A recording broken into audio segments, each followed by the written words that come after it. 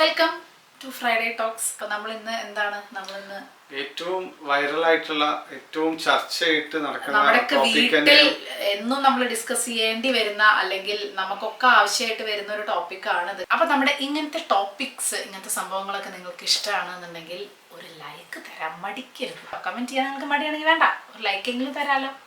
പുതിയ ഇൻസിഡന്റ് അടക്കം ഉള്ളത് ഒരു കുടുംബത്തിൽ തന്നെ എല്ലാവരെയും അച്ഛനെന്നോ അമ്മയെന്നോ സഹോദരനെന്നോ സഹോദരിന്നോ അല്ലെങ്കിൽ ഫ്രണ്ട്സെന്നോ ഒന്നുമില്ല. ഇപ്പൊ ആരെ എപ്പോ വേണമെങ്കിലും ദേഷ്യം വന്നാൽ കൊല്ലാം. പണ്ടൊക്കെ ദേഷ്യം വന്നാൽ അടിക്കാമെന്നായിരുന്നു, ഇപ്പൊക്കെ ദേഷ്യം വന്നാൽ കൊല്ലാന്നായി. അങ്ങനെ ഒരു അവസ്ഥയിലേക്ക് എത്തി തുടങ്ങി. ലഹരി, അത് ഡ്രഗ്സ്, ആൽക്കഹോൾ, ഇതൊക്കെ അതിനായിട്ട് അഡിക്റ്റ് ആയിട്ടുള്ള ഒരു സമൂഹം. അപ്പൊ നമ്മുടെ സബ്സ്ക്രൈബേഴ്സ് ആണെങ്കിൽ ആരാണെങ്കിൽ നമ്മുടെയൊക്കെ മക്കള് സ്കൂളിൽ പഠിക്കുന്നവരാണ്, കോളേജിൽ പഠിക്കുന്നവർ. ഇനി എവിടെ പുറത്തേക്ക് വിടും? പുറത്തേക്കൊന്നും വിടണ്ട, വീടിന്റെ ഉള്ളിൽ തന്നെ എങ്ങനെ സ്കൂളിലേക്ക് പറഞ്ഞു വിടും?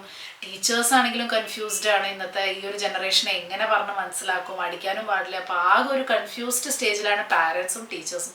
കുട്ടികൾക്ക് മാത്രം ഒരു കൺഫ്യൂഷനും ഇല്ല എന്നുള്ളതാണ് എനിക്ക് തോന്നുന്നത്.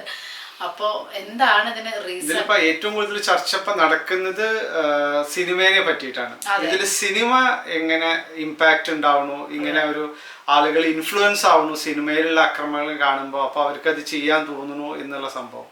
അതാണ് ഇപ്പൊ ഏറ്റവും കൂടുതൽ ചർച്ച ചെയ്യേണ്ടിയിരിക്കുന്നത്.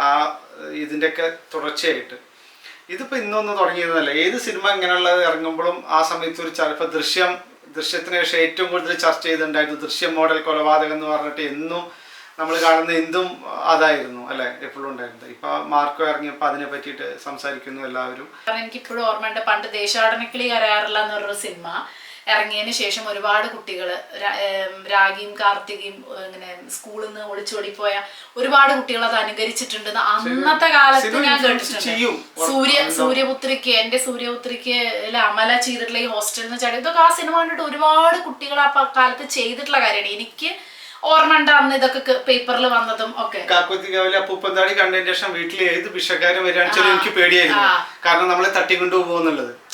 അത് എന്താ അപ്പൊ സിനിമ നമ്മളുടെ മനസ്സിലേക്ക് നമ്മളത് വരുന്നുണ്ട്. ആ കഥാപാത്രങ്ങൾ നമ്മുടെ മനസ്സിലേക്ക് ഇറങ്ങി ചെല്ലുന്നുണ്ട്. ഒളിച്ചോടി പോണ കുട്ടികൾ ആരും 30 വയസ്സിന് മേലുള്ളവരല്ല, അതും പഠിക്കുന്ന സ്കൂളിൽ പഠിക്കുന്ന കുട്ടികളെ. സൂര്യപുത്രിക്കൊക്കെ കോളേജ്. അപ്പൊ 18, 19, 20, 21 ഇയർ എന്നൊക്കെ പറയുമ്പോ ഒരു സിനിമ കണ്ടിട്ട് അതിലെ ഹീറോയിസം ആയി അനുകരിക്കാൻ ഇഷ്ടമുള്ള ആളുകളാണ് ആക്ച്വലി. കാരണം ആ പ്രായം നമ്മളും അങ്ങനെ തന്നെയായിരുന്നില്ലേ. ഇതിപ്പോ ഒരു മാർക്കോയോ അല്ലെങ്കിൽ ഇവിടുത്തെ 1-2 പടങ്ങളോ നമ്മൾ ബാൻ ചെയ്തുകൊണ്ട് നിൽക്കില്ല. കാരണം പുറത്തുള്ള പല കൊറിയൻ ഫിലിംസും പല ഫിലിംസും ഒക്കെ ഇത് തന്നെയാണ്. കുറെ പേര് പറഞ്ഞു മാർക്കോ ബാൻ ചെയ്യണം അല്ലെങ്കിൽ മാർക്കോ ഇല്ല. അപ്പൊ എനിക്ക് തോന്നുന്നു അതിലൊരു കാര്യമില്ല. കാരണം പണ്ട് എന്നൊക്കെ പറഞ്ഞാൽ നമുക്ക് തിയേറ്ററിൽ ഇറങ്ങുന്ന സിനിമ അല്ലെങ്കിൽ ടി വിയിൽ വരുന്ന സിനിമ മാത്രമേ കാണാൻ ഓപ്ഷനുള്ളൂ. ഇപ്പൊ ഇന്റർനെറ്റ്, യൂട്യൂബിൽ ഇപ്പൊ കൊറിയൻ ഡ്രാമ കാണാത്ത ആരാളുള്ളത്? ഒരാളുടെങ്കിലും പേര് പറയാൻ പറ്റും ഇപ്പോഴത്തെ ജനറേഷൻ പിള്ളേരെ? അപ്പൊ നമ്മൾ ഇവിടെ നമ്മുടെ മലയാള സിനിമയോ ഹിന്ദി സിനിമയോ നിർത്തലാക്കിയതുകൊണ്ട് പ്രത്യേകിച്ച് ഒരു ഗുണം അത് ഉണ്ടാകുമ്പോഴേ. കാരണം അത്ര പടങ്ങൾ പുറത്തുനിന്ന് വരുന്നുണ്ട്. യൂട്യൂബിൽ ഇഷ്ടംപോലെ ഇൻഫ്ലുവൻസ് ചെയ്യുന്ന പടങ്ങൾ കാണാം. അപ്പൊ നമ്മുടെ ഇൻഡസ്ട്രി ഒന്നും അല്ലാതെ ആവണമെന്ന് മാത്രമേ എനിക്ക് തോന്നിയിട്ടുള്ളൂ. സിനിമേനെ നമ്മൾ ആദ്യം ഒരു ഘടകമാവും ഇത്, പക്ഷെ ഇതാണ് ഏറ്റവും ഇത് കാരണമാണ് എന്ന് പറയുന്നത്. നമ്മൾ ഓരോരുത്തരുടെ ഇൻഡിവിജ്വൽ മൈൻഡ് സെറ്റ്. ഞാൻ ഒരാളെ കൊല്ലാൻ തീരുമാനിച്ചിട്ടുണ്ടെങ്കിൽ, ഞാനൊരു സിനിമ ഫോളോ ചെയ്ത് ഞാൻ കൊല്ലുന്നുണ്ടെങ്കിൽ പിന്നെ ആ സിനിമേനെ കുറ്റം പറഞ്ഞിട്ട് എന്താ കാര്യമുള്ളത്? അത് എന്റെ മൈൻഡ് സെറ്റാണ്, ഞാനത് ചെയ്തിരിക്കും. അപ്പോൾ പിന്നെ ആ സിനിമേനെ കുറ്റം പറഞ്ഞിട്ട് ഒരു കാര്യമില്ല. ആ സിനിമ വന്നില്ലെങ്കിലും ഞാൻ എന്തെങ്കിലുമൊക്കെ ഫോളോ ചെയ്ത് ഞാനത് ചെയ്തിരിക്കും. അതാണ് എൻ്റെ ക്യാരക്ടർ. അപ്പോൾ പിന്നെ സിനിമേനെ കുറ്റം പറഞ്ഞിട്ട് കാര്യമില്ല. രണ്ടാമത്തത്, ഇവിടെ സിനിമേനെ കുറ്റം പറയുന്നതിന് മുന്നേ നമ്മുടെ നിയമങ്ങളൊക്കെ ഒന്ന് സ്ട്രോങ് ആവണം. അതായത് ഏതൊരാൾക്കും ആരെയും കൊല്ലാം, ഫ്രീ ആയിട്ട് നടക്കാം, എന്തും ചെയ്യാം. നിയമത്തിനൊക്കെ മീൻസ് ലൂപ്പ് ഹോൾസ് ഒരുപാടുണ്ട് എന്നൊക്കെ ഉള്ളതാണ് സിനിമയേക്കാൾ കൂടുതൽ ആളുകൾക്ക് അവയർനെസ് ആയിട്ടുള്ള സംഭവം. ഇവിടെ വളരെ ഈസിയാണ് ലൈഫ്. ഓക്കെ, നമ്മളെ ഒരു നീതിന്യായ വ്യവസ്ഥയിൽ 1000 കുറ്റവാളി എന്താ പറയുക രക്ഷപ്പെട്ടാലും ഒരു നിരപരാധിനെ ശിക്ഷിക്കാൻ പാടില്ല എന്നുള്ള അത് ഭയങ്കര ഇമ്പോർട്ടൻ്റ്. അപ്പം എല്ലാവർക്കും അറിയാം, ഞാനൊരു കുറ്റം ചെയ്താലും അത് കുറ്റം ചെയ്തു എന്നുള്ളത് പ്രൂവ് ചെയ്യേണ്ടത് മറ്റുള്ളവരുടെ കടമയാണ്. അതാണ് ഭയങ്കര രസം. ഞാൻ കുറ്റം ചെയ്തു, പക്ഷെ ഇനി കോർട്ടിൽ അത് കുറ്റം ചെയ്തു പ്രൂവ് ചെയ്യേണ്ടത് മറ്റുള്ളവരാണ്. എനിക്ക് ഫ്രീ ആയിട്ട് നിന്നാൽ മതി. മറ്റുള്ളവർ കഷ്ടപ്പെട്ട് തെളിയിച്ചു കഴിഞ്ഞാലാണ് എനിക്ക് ശിക്ഷ കിട്ടുന്നത്. അപ്പോൾ ഇതൊക്കെ നമുക്ക് അവയർനെസ് ഉള്ള സംഭവങ്ങളാണ് നമ്മളെ കുട്ടികൾക്കായാലും എല്ലാവർക്കും. ഇവിടെയൊക്കെ സ്ട്രോങ് ആയിട്ടുള്ള പണിഷ്മെന്റുകളും ശിക്ഷാ സംവിധാനങ്ങളും വന്നു കഴിഞ്ഞാൽ ഈ ചുമ്മാ നമ്മൾ ഈ പറയുന്ന സിനിമേനി ഇതിനൊക്കെ അതൊക്കെ ഒരു ഘടകമാവും. പക്ഷെ ഏറ്റവും ഇമ്പോർട്ടന്റ് ആയിട്ടുള്ള കാര്യങ്ങൾ ഇതൊക്കെയാണ്. അത് മറന്ന് നമ്മൾ ചുമ്മാ സിനിമയുടെ പിന്നാലെ പോയിട്ട് കാര്യമില്ല. പിന്നെ ഉള്ളത് മെയിൻ എന്ന് പറഞ്ഞാല് ലഹരി. ഈ ലഹരി ഇത്രയും അധികം ഇവിടെ വിൽക്കാനും അതും നാട്ടിലെ സത്യം പറഞ്ഞ ഒരുപാട് പേരായി പറയണു. അതായത് സ്കൂളിലെ കുട്ടികൾക്ക് അടക്കം എന്താണ് ഈ എന്തൊക്കെയോ പേരുണ്ട്, ഈ സിഗരറ്റ് ഉണ്ട്, പിന്നെ എന്തൊക്കെയോ എന്താണ് ഒരു ടേസ്റ്റുള്ള ബബിൾ, ഇതൊക്കെ നമ്മുടെയൊക്കെ വീടുകളുടെ അടുത്തുള്ള ഗവൺമെന്റ് സ്കൂൾസിലും സാധാ സ്കൂൾസിലും നടക്കുന്ന സംഭവങ്ങളാണ് ഉണ്ടെന്ന് പറയുമ്പോൾ ശരിക്കും പറഞ്ഞ ഒരു പേടി. കാരണം നമ്മളൊക്കെ പഠിക്കുമ്പോൾ എന്തൊക്കെ പറഞ്ഞാലും ഇങ്ങനെയൊന്നും ഉണ്ടായിരുന്നില്ല. ഇപ്പൊ വല്ലാതെ കള്ളും കഞ്ചാവ് തന്നെയാണ് കുട്ടികളെ മെയിനായിട്ട്. അപ്പോൾ എന്തുകൊണ്ട് നമ്മുടെ നാട്ടിൽ ഇത് ഇത്രയും സുലഭമായിട്ട് കിട്ടണമെന്നുണ്ടെങ്കിൽ നമ്മുടെ നാട്ടിലെ നിയമം അങ്ങനെയാണ് എന്നുള്ളത് കൊണ്ടല്ലേ അല്ലേ? അപ്പൊ ശരിക്കും നിയമമാണ് ഇവിടെ. കാരണം ഇപ്പൊ ദുബായിൽ മാർക്കോ ഇറങ്ങിയാലും പ്രത്യേകിച്ച് ഒന്നും സംഭവിക്കില്ല, ആൾക്കാർക്ക് അത് കണ്ടു മിണ്ടാതിരിക്കുന്നത് മാത്രം. മാർക്കോ പോലെ ഇറങ്ങി കളിച്ചു കഴിഞ്ഞാൽ കയ്യും കാലും കാണാൻ ഇല്ലാതെ നമ്മളെ കാണാൻ നല്ല ഭംഗിയായിരിക്കും അറിയില്ല. ചോദ്യം ഉത്തരവില്ല, നീ വാ നിന്റെ തല, ഇത്രയുള്ള പരിപാടി. അപ്പൊ എന്തുകൊണ്ട് ഇവൻ സിംഗപ്പൂര് പോലെയുള്ള കൺട്രീസിലെ ശിക്ഷ എന്താ? അപ്പൊ അവിടെ ഉള്ളവരൊക്കെ ഇപ്പൊ ഈ സിനിമ കണ്ടു കഴിഞ്ഞാൽ കൊറിയൻ ഡ്രാമയൊക്കെ കണ്ടു കഴിഞ്ഞാൽ എന്നാ നമുക്കൊരു കളി കളിക്കാം എന്ന് പറഞ്ഞാൽ ആരെങ്കിലും ചെയ്യുമല്ലേ? അപ്പൊ അത് നിയമമാണ് മെയിൻ അവിടെയൊക്കെ എന്നാണ് എനിക്ക് തോന്നുന്നത്. എന്തുകൊണ്ട് ഇത്രയും ഫ്രീ ആയിട്ട് ഇപ്പൊ മിഡിൽ ഈസ്റ്റില് കൺട്രീസിലും അല്ലെങ്കിൽ സിംഗപ്പൂർ പോലുള്ള ഡ്രഗ്സ് ഒക്കെ അത്രയും കർശന നിയമമാകുമ്പോൾ ഇവിടെ ഇങ്ങനെ ഏതൊരു കുട്ടിയുടെ കയ്യിലും കൊടുക്കാന്നുള്ള രീതിയിലേക്ക് ആളുകൾ ഇവിടെ ടാർഗറ്റ് ചെയ്യുമ്പോൾ തന്നെ നമുക്ക് ആലോചിക്കാവുന്ന കാര്യമുള്ളൂ. അതിന് നമ്മൾ വെറുതെ ഒരു സിനിമേനെ പറഞ്ഞിട്ടോ ഒന്നും കാര്യമില്ല. ഇതാണ് ശരിക്കും പറഞ്ഞാൽ. പിന്നെ ഈ പറഞ്ഞ പോലെ ഈ ഒരു സംഭവം ഉപയോഗിക്കുമ്പോൾ കുട്ടികളുടെ മാനസിക നില, ഇപ്പൊ നമുക്ക് വലിയ ഡയലോഗൊക്കെ കേൾക്കാം, നമുക്ക് പാരന്റിങ് അങ്ങനെ ചെയ്യാം, പാരന്റിങ് ഇങ്ങനെ ചെയ്യാം എന്നൊക്കെ പറയാം. പക്ഷെ എനിക്ക് തോന്നുന്നു ഒരു പ്രായം എത്തിക്കഴിഞ്ഞാൽ പിയർ ഗ്രൂപ്പ് പ്രഷർ എന്ന് പറഞ്ഞൊരു സംഭവമുണ്ട്. അതൊരു ശരിയാണ്, നമ്മൾ ഈ സൈക്കോളജിയിലും നമ്മൾ വീടിനും ഒക്കെ നമ്മൾ പഠിക്കുന്ന ഒരു സംഭവമാണ് ഈ പിയർ ഗ്രൂപ്പ് പ്രഷർ. നമ്മൾ വീട്ടിൽ എത്ര നമ്മൾ നന്നായിട്ട് പറഞ്ഞു കൊടുത്താലും എന്ത് ചെയ്താലും ആ ഒരു പിയർ ഗ്രൂപ്പിലേക്ക് എത്തിക്കഴിയുമ്പോൾ അവര് പറയണതായിരിക്കും മെയിൻ ആ ഒരു പ്രായത്തില്. അപ്പൊ അതായത് ഒരു സിഗരറ്റ് ഇപ്പൊ 4 കുട്ടികൾ സിഗരറ്റ് വലിക്കുന്നുണ്ടെങ്കിൽ ആ ഗ്രൂപ്പിൽ ഒരാൾ സിഗരറ്റ് വലിക്കാത്തെന്ന് വെച്ചാൽ അവന് ഭയങ്കര പ്രഷറാവും, മറ്റുള്ളവരുടെ ഇടയിൽ കളിയാക്കലുകൾ അനുഭവിക്കാം. അപ്പൊ ഇതൊക്കെ ഒരു തമാശക്കായിട്ടാണ് ആദ്യം സ്റ്റാർട്ട് ചെയ്യുന്നത്. ഇത്ര ഡ്രിങ്ക്സ് കഴിക്കണം, അപ്പോഴാണ് നമ്മളെ ഇതാണ് ഈ പിയർ ഗ്രൂപ്പിന്റെ പ്രഷർ എന്ന് പറയുന്നത്. അവിടെ ചുമ്മാ ഇങ്ങനെയുള്ള സംഭവങ്ങളൊക്കെ ഉണ്ടാവും. അതായത് അല്ലെങ്കിൽ ഒരു 25 വയസ്സൊക്കെ ആയിട്ട് ഒരു 22 വയസ്സൊക്കെ ആകുമ്പോഴേക്കും കുട്ടികളോട് അങ്ങനെ പറഞ്ഞാലും അവർക്ക് പ്രത്യേകിച്ചൊന്നും തോന്നില്ല. സ്വന്തമായി ജോലി കിട്ടി വരുമാനത്തിന് ശേഷം ഇപ്പൊ ഒരാൾ പറയാന്ന് വെച്ചാൽ അവർക്ക് അറിയാം നമ്മുടെ ആരോഗ്യം, നമ്മുടെ സാമ്പത്തിക സ്ഥിതി, പല കാര്യങ്ങളും നമുക്ക് ശ്രദ്ധിക്കണം. അപ്പൊ അവർക്ക് ഒരു മെച്ചുവേർഡ് ആയിട്ടുള്ളതാണ്. പക്ഷെ ഈ പഠിക്കുന്ന സമയത്തുള്ള ഈ പ്രഷർ ഉണ്ടല്ലോ, സൊപ്പൂറിന് കറക്റ്റ് അത് ആ ഒരു പ്രഷറില്ലേ നമുക്ക് അത് അതിജീവിക്കാൻ ഭയങ്കര. പിന്നെ നമ്മുടെ വീട്ടിൽ നിന്ന് പോയി വരികയാണെങ്കിൽ നമുക്ക് കുറച്ചും കൂടെ കൺട്രോൾ ചെയ്യാം എന്ന് ഞാൻ പറയുന്നു. പക്ഷെ എനിക്ക് അറിയില്ല, അപ്പൊ നമുക്ക് അങ്ങനെ ചെയ്യാം. പക്ഷെ ഒരു ഹോസ്റ്റലിൽ നിൽക്കുകയാണ്, ഈ പറഞ്ഞ പോലെ റാഗിങ്. ഇപ്പൊ അടുത്ത് തന്നെ നമ്മൾ കേട്ടു റാഗിങ്ങിന്റെ പേരിൽ ഒരു കുട്ടി മരിച്ചു. ആലോചിച്ചൊക്കെ ഒരു 4 വർഷം അല്ലെങ്കിൽ ഒരു 5 വർഷം ഒരു 6 വർഷത്തെ ഒരു കോഴ്സിന് ചേരുമ്പോൾ എത്ര കാലം നമ്മൾ ഒറ്റയ്ക്ക് നിൽക്കും. നമുക്ക് എന്തായാലും ആ ഒരു ഇതില് ഗ്രൂപ്പിൽ നമുക്ക് ജീവിച്ചു പോകണമെങ്കിൽ നമ്മുടെ കഷ്ടകാലത്തിന് അങ്ങനത്തെ ഒരു ടീമിനെയാണ് നമുക്ക് കിട്ടുന്നത് എന്നുണ്ടെങ്കിൽ നമുക്ക് കോളേജ് മാറ്റി ചിലപ്പോൾ ലക്ഷങ്ങളും കോടികളും കൊടുത്തിട്ടാണ് പാരന്റ്സ് എടുത്ത് വെച്ചാൽ കോളേജ് മാറുക എന്നൊക്കെ പറയുന്നത് ഭയങ്കര ബുദ്ധിമുട്ടുള്ള കാര്യമാണ് അല്ലേ? ശരിക്കും പറഞ്ഞാൽ ഈ ഒരു അതും വലിയ കോളേജിലൊക്കെയാണ്, അത് ഭയങ്കര വൻ പ്രൊഫഷണൽസിലൊക്കെയാണ് ഇങ്ങനത്തെ മെയിൻ റാഗിങ് ഒക്കെ നടക്കുന്നത് എന്നുള്ള അനുഭവം പറഞ്ഞിട്ടുള്ള ആളുകളൊക്കെ ഉണ്ട്. അപ്പോൾ അതൊക്കെ പഠിച്ച് അത് ഇറങ്ങാൻ പറ്റിയില്ലേ? അത് ശരിക്കും ഭയങ്കര ഒരു ബുദ്ധിമുട്ടാണ്. അപ്പൊ ഇതൊക്കെ വിഷമം സഹിക്കുന്നത് വെച്ചാൽ വീട്ടിലിരിക്കുന്ന പാരന്റ്സ് ആണ്. കാരണം ഇതൊക്കെ കാണണം പലതും. പിന്നെന്താ വെച്ചാൽ പുതിയ ജനറേഷനാണ്, അവരോട് ഭയങ്കര അതിപ്പോ ശരിക്കും പറഞ്ഞു കഴിഞ്ഞാൽ ഇതൊരു കോഴ്സ് നമ്മള് ഈ കാലത്തുള്ള നമ്മളെ പാരന്റ്സ് ശരിക്കും പറഞ്ഞാൽ ഇങ്ങനെ ഒരു അക്കാഡമിക് കോഴ്സ് ജോയിൻ ചെയ്യേണ്ടി വരും. കാരണം ഇപ്പോഴത്തെ പിള്ളേരെ എങ്ങനെ ഹാൻഡിൽ ചെയ്യണം, അവരോട് എന്ത് സംസാരിക്കണം, നമുക്ക് ഉപദേശം എന്നുള്ള ഒരു സംഭവം ആ അടുത്തേക്ക് നമുക്ക് പോകാൻ പറ്റില്ല. അത് വിട്ട് കളഞ്ഞേക്കും. അത് നമുക്ക് അങ്ങനെ നമ്മളൊക്കെ കേട്ട് വളർന്ന തലമുറയല്ലേ. അതാ ഞാൻ പറയാൻ വെച്ചത്, ഇത് നമ്മുടെ മാത്രം ഞാൻ ഫ്രണ്ട്സിനായിട്ട് ഞങ്ങൾ ഇങ്ങനെ ഡിസ്കസ് ചെയ്യുമ്പോൾ പറയുമായിരുന്നു, നമ്മുടെ ജനറേഷന്റെ ഒരു യോഗാണ്. അതായത് ഈ ജനറേഷൻ 80s 90s ഒരു യോഗാണ്. നമ്മുടെ പാരന്റ്സ് വരെ ഉള്ളത് അവര് നമ്മുടെ ജനറേഷണൽ ട്രോമ നമുക്ക് തന്നു. അവര് ഇപ്പൊ നമ്മുടെ പാരന്റ്സിനൊന്നും ഒരു പ്രശ്നമില്ല. കാരണം അവരുടെ പാരന്റ്സ് എന്ന ട്രോമ നേരെ നമുക്ക് കൊണ്ടുപോയിട്ട് അടിച്ചിട്ടും കുത്തിയിട്ടും അങ്ങനെയൊക്കെയുള്ള ട്രോമ നമുക്ക് തന്നു. ഒന്നും മിണ്ടാൻ പാടില്ല. ആ ട്രോമ സഹിച്ച് നമ്മൾ ജീവിച്ചു. പക്ഷെ നമ്മുടെ ഒരു അവസ്ഥ എന്ന് പറഞ്ഞാൽ നമുക്ക് ആ ട്രോമ കൊടുക്കാൻ പാടില്ല എന്ന് നമുക്കറിയാം. നമ്മളത് പഠിച്ചു. നമ്മൾ അനുഭവിച്ച ട്രോമ കുട്ടികൾക്ക് കൊടുക്കാനും പാടില്ല, എന്നാ അവരെങ്ങനെ വളർത്തണ്ടെന്ന് അറിയില്ല എന്നുള്ളൊരു പ്രത്യേകതര അവസ്ഥയിലാണ് 80s 90s കിഡ്സ് എന്നാണ് എനിക്ക്. പനിഷ്മെന്റ് സൊപ്പ് പറഞ്ഞ പോലെ ഇപ്പൊ അച്ഛനമ്മ അടിക്കുക, അല്ലെങ്കിൽ മാഷന്മാര് ടീച്ചർമാരെ അടിക്കുക, ആ സമ്പ്രദായങ്ങളിലൊക്കെ ഭയങ്കര വ്യത്യാസം വന്നു. ഇപ്പൊ അതൊന്നും ഇല്ല. ഇപ്പൊ അങ്ങനെ അടിച്ചിട്ടും കാര്യമില്ല എന്നുള്ളതൊരു കാര്യം നമ്മൾ പറയും, അടിച്ചിട്ട് നേരെയാക്കാന്ന്. പക്ഷെ നമ്മളൊക്കെ അനുഭവിച്ചൊരു ട്രോമ ഉണ്ട്, നമ്മളൊക്കെ അനുഭവിച്ചൊരു പേടി, പല സ്ഥലങ്ങളിലും ഇപ്പൊ നമ്മൾ അനുഭവിച്ചുകൊണ്ടിരിക്കുന്ന പേടിയും ഒക്കെ നമുക്ക് കിട്ടിയിട്ടുള്ള ഈ ട്രോമയുടെ ഒരു ഭാഗമായിട്ടുള്ളതാണ്. അപ്പൊ എല്ലാം പല ട്രോമയും സത്യം പറഞ്ഞാൽ നമുക്കൊക്കെ എത്ര പേർക്ക് ഇഷ്ടമുണ്ടായിരുന്നുണ്ടാവും സ്കൂളിലെ ടീച്ചേഴ്സിനെ അല്ലെങ്കിൽ നമ്മുടെ പാരന്റ്സിന്റെ ബിഹേവിയർ ഒക്കെ നമ്മൾ ആലോചിക്കില്ല, അതൊക്കെ മാറ്റണം, കുറച്ചൊക്കെ നമ്മൾ അങ്ങനെ ചെയ്യരുതെന്ന് ആലോചിക്കും. പക്ഷെ ഇത് നമുക്ക് കൊടുക്കാനും പറ്റില്ല. പക്ഷെ ഇത് എങ്ങനെ നല്ല രീതിയിൽ പറഞ്ഞ് വളർത്താനും അറിയില്ല അല്ലെ. അതൊരു വല്ലാത്തൊരു അവസ്ഥയാണ്. അത് നമ്മുടെ മാത്രം അവസ്ഥയല്ല, ജനറേഷന്റെ ചേഞ്ച് ആണ്. അതായത് നമ്മളെ ശേഷം വന്നിട്ടുള്ള ഈ ഒരു ഡിജിറ്റൽ 2K കിഡ്സ് നമ്മുടെ ഇപ്പൊ അമ്മ പറയാണ് മോനെ അത് ചെയ്യരുത് പറഞ്ഞു കഴിഞ്ഞാൽ അമ്മ പറയുന്ന വാക്ക് നമ്മൾ അന്നത്തെ കാലത്ത് എനിക്ക് തോന്നുന്നു കുട്ടികളൊക്കെ കുറെ ലിസൺ ചെയ്ത് നമ്മൾ ശ്രദ്ധിച്ചിരുന്നു. അച്ഛനമ്മ പറയുന്നത് ആ ഒരു സ്നേഹത്തിന്റെ വാക്ക് പോലും നമ്മളോട് അങ്ങനെ ചെയ്യരുത് എന്ന് പറഞ്ഞു കഴിഞ്ഞാൽ അച്ഛൻ പറഞ്ഞിട്ടുണ്ട് അത് ചെയ്യരുത്, അമ്മ പറഞ്ഞിട്ടുണ്ട് അത് ചെയ്യരുത്, നമ്മളത് ഫോളോ ചെയ്യും. ഒരു കാര്യം ഞാൻ പറയാം, അന്നും ഇങ്ങനെ സ്ട്രിക്റ്റ് ആയിട്ട് ഓടിപ്പോയ കുട്ടികളൊക്കെ ഉണ്ട് കേട്ടോ. ഒരു കാലത്തും പണ്ട് ഭയങ്കര അടിപൊളിയായിരുന്നു എന്നൊന്നും പറയില്ല. പണ്ടും ഇതുപോലെ സ്ട്രിക്റ്റ് ആയിട്ടുള്ള പാരന്റ്സും പ്രശ്നങ്ങളൊക്കെ ഉണ്ടായിട്ടും ഓടിപ്പോയവരും കാര്യങ്ങളൊക്കെ ഉണ്ട്. അപ്പൊ അതുകൊണ്ട് അത് ശരിയല്ല എന്നുള്ള ഇപ്പൊ ടീച്ചേഴ്സ് ആണെങ്കിലും ഒരുപാട് ഉപദ്രവിച്ചിട്ട് ഒരുപാട് ബുദ്ധിമുട്ട് അനുഭവിച്ചിട്ടുള്ള ഒരുപാട് ട്രോമ അനുഭവിച്ചിട്ടുള്ള കുട്ടികളുണ്ട്. അപ്പൊ അതുകൊണ്ട് അത് ശരിയാണ് ആ ഒരു മെത്തേഡ് ഓഫ് ടീച്ചിങ് എന്നുള്ളത് ഒരിക്കലും ഞാൻ സപ്പോർട്ട് ചെയ്യില്ല.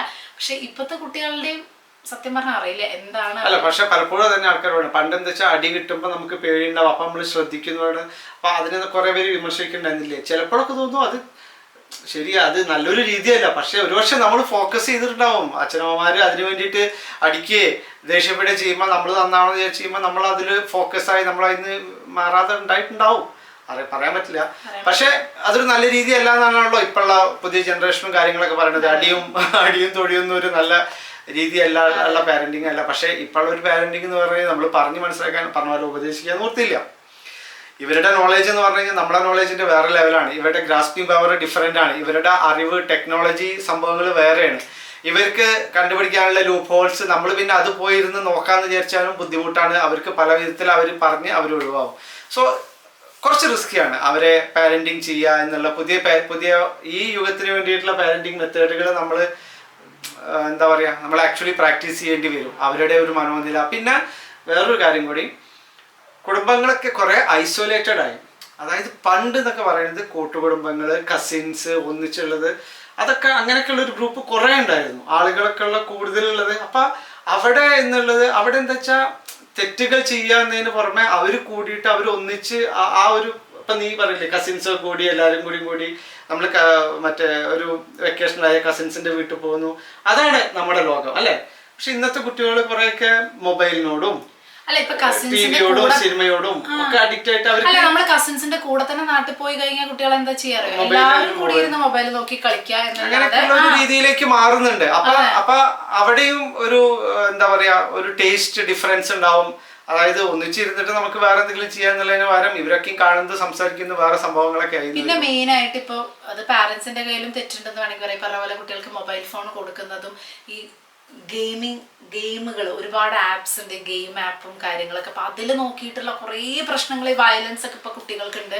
ഇതിൽ ശരിക്കും പറഞ്ഞാൽ കുറേ ഇപ്പൊ എനിക്ക് തന്നെ എൻ്റെ ഒരു അനുഭവം ഞാൻ വേണമെങ്കിൽ പറയാം. എൻ്റെ ഒരു ഫ്രണ്ട് വിളിച്ചിട്ട് ഇത് കുറച്ച് മുന്നേ നടന്ന കാര്യം കേട്ടോ. അപ്പൊ അത് ആരാ എന്താണെന്ന് പറയില്ല. അപ്പൊ അവളുടെ ഇതുപോലെ അറിയുന്ന ഒരു കുട്ടി ഈ 9th പഠിക്കുന്ന സമയത്ത് ഇതുപോലെ ഗെയിമിങ് ആപ്പിലൊക്കെ ആയിട്ട് ഇങ്ങനെ നോണ പറഞ്ഞിട്ട് വീട്ടിൽ കുറെ എനിക്ക് അത് കിട്ടി, എനിക്ക് ഈ പൈസ കിട്ടി, ഇതൊക്കെ ഈ ആപ്പിൽ നിന്ന് കിട്ടിയത്, ഇത് എങ്ങനെയാണ് എന്താണെന്ന് അറിയില്ല. വീട്ടുകാരോട് പറഞ്ഞത് യൂട്യൂബിൽ നിന്ന് കിട്ടിയതാണ്. അപ്പോൾ അവൾ എന്നെ വിളിച്ചു വെച്ച് യൂട്യൂബിൽ ഇങ്ങനെ ഇട്ടൊക്കെ പറഞ്ഞു. പിന്നെ യൂട്യൂബ് ഇങ്ങനെ ഫ്രീ ആയി തരിച്ചത് നല്ല സുഖമല്ലേ. അതായത് യൂട്യൂബ് ഒരിക്കലും ഇങ്ങനെ 1 മില്യനൊക്കെ അല്ലെങ്കിൽ 10 മില്യനൊക്കെ ആയവർക്ക് ഗിഫ്റ്റ്, അതൊക്കെ ഇപ്പം തുടങ്ങിയതാണ് ഗിഫ്റ്റ്. ഒരു 3-4 വർഷം മുന്നേ അതുപോലും ഇല്ലേ, ഗിഫ്റ്റ് അയച്ചു കൊടുക്കുക, 10,000 രൂപ അയച്ചു കൊടുക്കുക.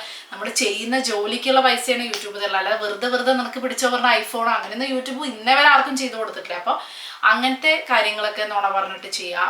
മുത്തശ്ശൻ്റെ ഫുൾ ബാങ്കേ കാലിയാക്കി 9ാം ക്ലാസ്സിൽ പഠിക്കുന്ന കുട്ടിയാണെന്നും കൂടെ ആലോചിക്കണം. അന്ന് ഈ എന്തൊക്കെയോ ഗെയിമൊക്കെ ഉണ്ടായിരുന്നില്ല, അതിൽ സൂയിസൈഡ് ചെയ്യുന്ന ഗെയിമൊക്കെ എന്തൊക്കെയോ സംഭവങ്ങളൊക്കെ. അപ്പോൾ ആ ഒരു പ്രായത്തിലുള്ള കുട്ടികൾക്കൊക്കെ ഇപ്പോൾ ഏറ്റവും കൂടുതലുള്ളത് ഈ ഗെയിമിങ്. അപ്പോൾ പാരൻസ് ശരിക്കും പറഞ്ഞാലേ ഒന്ന് ശ്രദ്ധിക്കും കൂടെ വേണം. കുറേ ഇപ്പോൾ നമ്മൾ കുറേ ഗെയിം കളിക്കാനും പിന്നെ അതിൽ അഡിക്ഷൻ ആവും. അപ്പോൾ നമ്മൾ പറയും അവൾക്ക് ഗെയിം കളിക്കാൻ അല്ലെങ്കിൽ അവന് ഗെയിം കളിക്കാനാണ് കൂടുതൽ ഇഷ്ടം എന്ന് പറയുമ്പോൾ അതൊക്കെ നമ്മൾ കുറച്ചൊക്കെ ശ്രദ്ധിക്കാം. പിന്നെ ഈ ഫോൺ കിട്ടാത്തതിന്റെ പേരിൽ ഇപ്പൊ ഒരു കുട്ടി സൂയിസൈഡ് ചെയ്യുന്ന കേട്ടു. അമ്മേനെ അടിച്ചു കൊന്നു എന്ന് ഞാൻ ഇത്ര നമ്മൾ തമാശക്ക് പറയാറുണ്ട്. പക്ഷെ അപ്പൊ അതായത് അവർക്ക് ഒരു അഡിക്ഷൻ ആണ്. ഫോണായാലും ഡ്രഗ്സ് തന്നെ വേണമെന്ന് ഒരു നിർബന്ധമില്ല. അവര് പറയുന്ന കാര്യങ്ങൾ മുഴുവൻ ചെയ്തു കൊടുക്കുമ്പോ അവർക്കത് കിട്ടാതെ ആകുമ്പോൾ ഒരു ഫ്രസ്ട്രേഷൻ. അത് വേറൊരു പോയിന്റ് ഞങ്ങൾ എപ്പോഴും സംസാരിക്കാറുള്ളതാണ്. അതായത് നമ്മുടെയൊക്കെ പേരൻസിനോട് നമ്മൾ 100 കാര്യങ്ങൾ ആവശ്യപ്പെടുമ്പോൾ അതിൽ 10 കാര്യങ്ങളാണ് അവർ ചെയ്തു തരിക. അതിൽ 2 കാര്യങ്ങളുണ്ട്. ഒന്ന് അവരുടെ സാമ്പത്തിക സ്ഥിതിയും അല്ലെങ്കിൽ അത് ചെയ്തു തരാനുള്ള ആ സമയത്ത് കഴിവും ആ സാധനങ്ങളുടെ അവൈലബിലിറ്റി ആ മാർക്കറ്റിൽ അല്ലെങ്കിൽ അവർക്ക് കിട്ടുന്ന സ്ഥലങ്ങളിൽ ഉണ്ടാവില്ല. അതുകൊണ്ട് നമ്മൾ ഇപ്പോൾ ഒരു 100 കാര്യങ്ങൾ ആവശ്യപ്പെട്ടാൽ നമ്മളൊരു 10 കാര്യങ്ങൾ പാരൻസ് സാധിച്ചു തരും. ഈ ബാക്കിയുള്ള സാധനങ്ങളൊക്കെ നമ്മളെ മനസ്സിൽ ഇങ്ങനെ ഉണ്ടാവും. ഓക്കെ, എനിക്കത് വേണം, എനിക്കത് കിട്ടിയില്ല. അപ്പം നമുക്കതിങ്ങനെ മനസ്സിൽ അത് കിട്ടാൻ, അത് എന്ന് വേണം, അത് കിട്ടാൻ വേണ്ടിയിട്ടുള്ള അപ്പം എന്താ വെച്ചാൽ അത് കിട്ടാനുള്ള വിഷമം അതൊക്കെ നമ്മൾ അറിയും. അല്ലെങ്കിൽ പാരൻസിൻ്റെ അടുത്ത് പൈസ ഇല്ല എന്നുണ്ടെങ്കിൽ ആ പൈസ ഇല്ലാത്തതിൻ്റെ വിഷമം അവർ പറയുന്നത് നമ്മൾ അറിയുന്നുണ്ട്. ഓക്കെ, അപ്പം നമ്മളും ആലോചിക്കും, ഓക്കെ വലുതായി കഴിഞ്ഞാൽ ഞാൻ മേടിച്ചു തരാം കേട്ടോ എന്നൊക്കെ നമ്മൾ അങ്ങനെയൊക്കെ ഉണ്ടാവില്ലേ. ഇപ്പോഴത്തെ കുട്ടികളെ സംബന്ധിച്ചിടത്തോളം എന്താ വെച്ചാൽ അവർക്ക് അങ്ങനെ ആഗ്രഹങ്ങളില്ല. കാരണം എന്താ അറിയോ, നമ്മളൊക്കെ ഇപ്പം മൊത്തം നോക്കുകയാണെന്ന് വെച്ചാൽ എല്ലാവരുടെയും സാമ്പത്തിക നില അറ്റ്ലീസ്റ്റ് ആ പണ്ടത്തെ കാലത്തെ ദാരിദ്ര്യത്തിൽ നിന്നും എല്ലാവരും അറ്റ്ലീസ്റ്റ് കുട്ടികൾക്കൊക്കെ നല്ല ഭക്ഷണങ്ങൾ മേടിച്ചു കൊടുക്കാനും നല്ല ഡ്രസ്സുകൾ മേടിച്ചു കൊടുക്കാനും അത്യാവശ്യം മൊബൈലോ ചെറിയ ചെറിയ ഗാഡ്ജറ്റുകൾ മേടിച്ചു കൊടുക്കാനും ഏത് കുടുംബത്തിലും ഒരു പ്രാപ്തി അവിടെ നിലയിലാണ് ഇപ്പം മൊത്തം സാമ്പത്തികമായിട്ടുള്ള എല്ലാവരും ഉണ്ടാവുക. അപ്പോൾ അതുകൊണ്ട് തന്നെ കുട്ടികൾക്ക് അങ്ങനെ വലിയ വലിയ ആഗ്രഹങ്ങൾ, അവരുടെ ആഗ്രഹങ്ങളൊക്കെ കഴിഞ്ഞു കഴിഞ്ഞു അവർക്ക്. കാരണം എല്ലാവരും നമ്മൾ പിന്നെ നമ്മളും ആലോചിക്കും, ഓക്കെ ഞാനന്ന് കുട്ടിയാകുമ്പോൾ എനിക്കത് കിട്ടിയിട്ടുണ്ടായിരുന്നില്ല, എനിക്കത് അച്ഛനമ്മ ചോദിച്ചപ്പോൾ അവരെടുത്ത പൈസ ഉണ്ടല്ലോ എൻ്റെ കുട്ടിക്ക്, അപ്പം അന്ന് എനിക്ക് വിഷമം ഉണ്ടായിരുന്നു, അപ്പം എൻ്റെ കുട്ടി അത് അനുഭവിക്കരുത് എന്നാ പിടിച്ചോ. അതായത് കുട്ടികൾ ഡിമാൻഡ് ചെയ്യുന്നതിന് മുന്നേ തന്നെ അവർക്കുള്ള ഗിഫ്റ്റുകൾ നമ്മൾ എത്തിച്ചു കൊടുക്കുന്നു.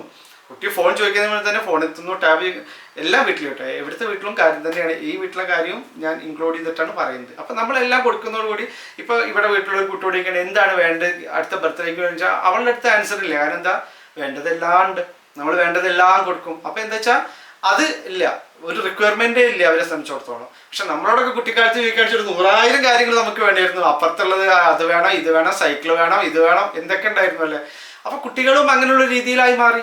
അപ്പോൾ ഇപ്പോൾ സ്വപ്പ് പറഞ്ഞ ഉദാഹരണം പോലെ എൻ്റെ ഫ്രണ്ടിൻ്റെ ഓഫീസിൽ ഒരു പയ്യൻ, അപ്പോൾ അയാളുടെ മോനും ഇപ്പോൾ 10th-ലാണ്. അപ്പോൾ ഈ പയ്യൻ ഇതുപോലെ വാതിലടച്ചിരുന്നിട്ട് ഫുള്ള് മൊബൈലും ലാപ്ടോപ്പുമാണ്. എപ്പോൾ പഠിക്കാൻ പറഞ്ഞാലും വാതിലോട് നോക്കുമ്പോൾ ലാപ്ടോപ്പിലാവും. ഇതുപോലെ തന്നെ ഗെയിമിങ്ങിന് അങ്ങനെ. പക്ഷേ ഈ വലിയ അപ്പോൾ മൂപ്പര് അതാ പറയുന്നത്, തല്ല് പറഞ്ഞ 10ാം ക്ലാസ്സിൽ പഠിക്കുന്ന പയ്യൻ പണ്ടത്തെ പോലെ കുട്ടികളൊക്കെ ഭയങ്കര റെസിസ്റ്റൻസ്, അവര് പല അവരെ ബോഡി ലാംഗ്വേജ്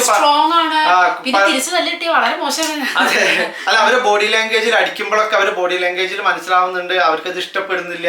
പിന്നെ അവരുടെ ഗാങ് ഒക്കെ അങ്ങനെ തന്നെയാണ് പിള്ളേരുടെ. നിന്റെ അച്ഛൻ ആരാ അടിക്കാന്നൊക്കെയുള്ള പോലെയുള്ള സംഭവങ്ങളൊക്കെയാണ്. അപ്പോൾ പയ്യൻ അങ്ങനെയൊക്കെ കാണിച്ചു കൊടുക്കുമ്പോൾ അയാൾക്കും അടിക്കാനുള്ള ഒരു പേടി, അത് അടിച്ച് ശരിയാവില്ല, സംസാരം അതുപോലെ ഭയങ്കര മോശം. അപ്പോൾ മൂപ്പര് എന്ത് ചെയ്തു, ഒരു ദിവസം ലാപ്ടോപ്പ് എടുത്ത് ഒളിപ്പിച്ചു വെച്ചു വീട്ടിൽ. അപ്പോൾ പയ്യന് മനസ്സിലായി ലാപ്ടോപ്പ് അച്ഛൻ ഒളിപ്പിച്ചു വെച്ചാണെന്ന്. എന്ത് ചെയ്തറിയോ, അച്ഛൻ്റെ ഓഫീസിലുള്ള ലാപ്ടോപ്പ് മൂപ്പരും എടുത്ത് ഒളിപ്പിച്ചു വെച്ചു. രാവിലെ ഓഫീസിൽ പോകാൻ നോക്കുമ്പോൾ ബാഗിൽ ലാപ്ടോപ്പ് ഇല്ല. ലാപ്ടോപ്പിൽ കഴിക്കുമ്പോൾ മകൻ പറഞ്ഞതെന്ന് വെച്ചാൽ എൻ്റെ ലാപ്ടോപ്പ് എടുത്തെന്നാലേ നിങ്ങളെ ലാപ്ടോപ്പ് ഞാൻ എടുത്തു തരുള്ളൂ. ഞാൻ ആലോചിച്ചു, ഇത് രമേശന്റെ അടുത്ത് പറഞ്ഞപ്പോൾ ഞാൻ ആലോചിച്ചു, നമ്മുടെ അച്ഛനമ്മോടൊക്കെ അങ്ങനെ ചെയ്യാനുള്ള ധൈര്യം പോട്ടെ, ഇങ്ങനെ സംസാരിക്കാനുള്ള ധൈര്യം നമുക്ക് ഉണ്ടാവില്ല. പക്ഷെ ഇപ്പത്തെ കുട്ടികൾക്ക് ആ ധൈര്യം ഉണ്ടെന്ന് മാത്രമല്ല, വേണമെങ്കിൽ ഒന്ന് പൊട്ടിക്കാനുള്ള ധൈര്യം ഉണ്ട്. ഞാൻ എന്ത് ചെയ്യും, കാരണം ഞാൻ ആ ലാപ്ടോപ്പ് കൊടുത്തു കഴിഞ്ഞാൽ പിന്നെ ഞാൻ അവിടെ ഫെയിലായി. പിന്നെ അവന് മനസ്സിലായി, ഓക്കെ ഇനിയിപ്പോൾ തന്നെയാണ്, ഇനിയിപ്പോൾ ഒരിക്കലും എനിക്ക് എന്തോ അവൻ ഫ്രീ ആവും. പക്ഷെ ഞാൻ ആ ലാപ്ടോപ്പ് കൊടുത്തില്ലെങ്കിൽ അവൻ എൻ്റെ ലാപ്ടോപ്പ് തരില്ല, എനിക്ക് ഓഫീസിൽ കയറണം.